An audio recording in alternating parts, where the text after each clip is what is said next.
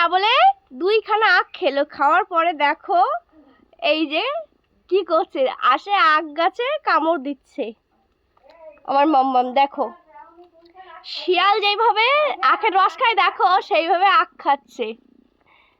এই শিয়াল আয়, কেবলে ওকে কালকে রাতে দুইখানা পিসি আখ নিয়ে এসছে ওর জন্য, কেবলে সকালে দিলাম, তোমাদেরকে দেখাচ্ছি। ও আখ খেয়েছে, সে আখ খেয়ে এখন ফেলেছে, আখ খেয়ে আবার চলে গেছে আমাদের শিয়াল এখানে আখ গাছ কামড়াতে।